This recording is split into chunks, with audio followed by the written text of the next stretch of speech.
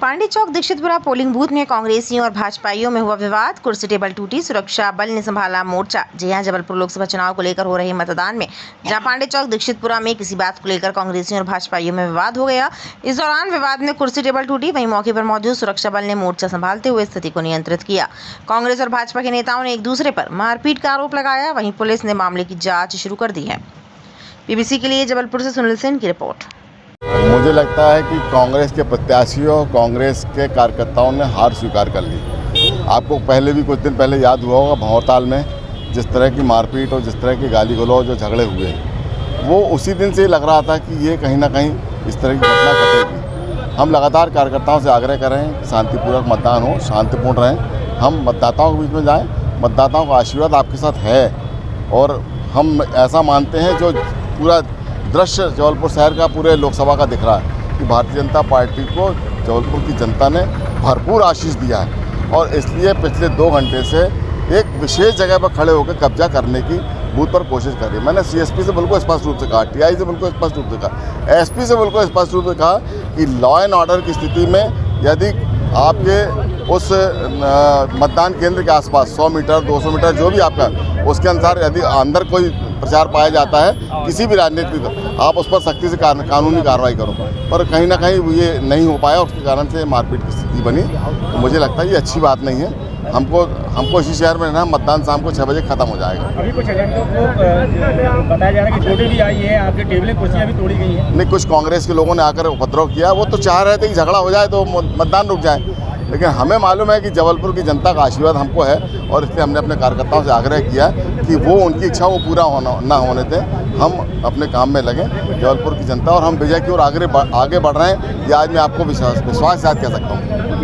लोकसभा चुनाव लड़ रहे हैं, उनके छोटे भाई महेश यादव, पार्षद जो है उनका दिनेश यादव का पुत्र है हर्षद यादव, उनके द्वारा करीब 4 से 4:30 बजे के बीच खुले रूप में गाली गलौज की और उन्होंने ये बोला कि जितने भी पोलिंग बूथ के अंदर एजेंट बैठे हैं उनके घरों में घुस के मारे, माँ बहन सारी चीज़ें के साथ उनने खुले रूप में नंगेपन किया और हमारे इधर आकर टेबल जो पलटाई हैं और वोटर लिस्टें फाड़ी हैं, जिसका दृश्य आपके सामने है।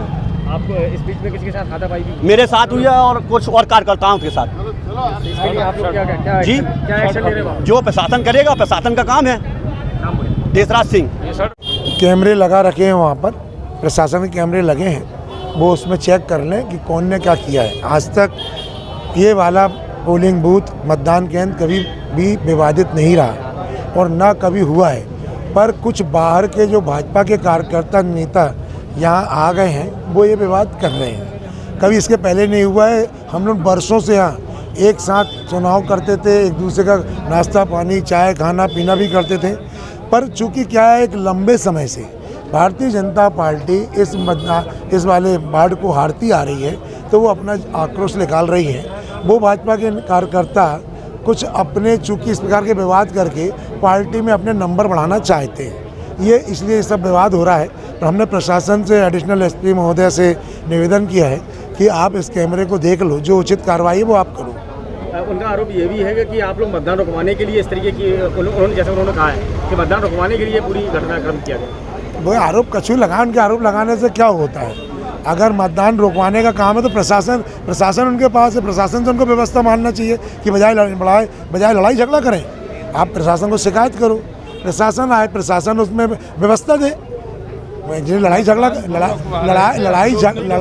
करने से मतलब है। और मतदान कौन सा रुकवाना चाहते हैं? यहाँ कोई का अभी भी उनके दिमाग में क्या हिंदू मुस्लिम है यहाँ पे का, कि हिंदू मुस्लिम रह रहे हैं यहाँ पर जो तुम मतदान रुकवाना चाह रहे थे?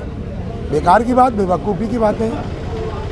अपने आसपास की हर छोटी बड़ी खबर देखने के लिए हमारे चैनल पुलिस ब्यूरोक्रेट्स न्यूज को बेल आइकन दबाकर सब्सक्राइब करें, जिससे आपको हर खबर समय से मिलती रहे। अधिक जानकारी के लिए हमसे संपर्क करें। हमारे कॉन्टैक्ट नंबर हैं 9039011886 एवं 9770229999।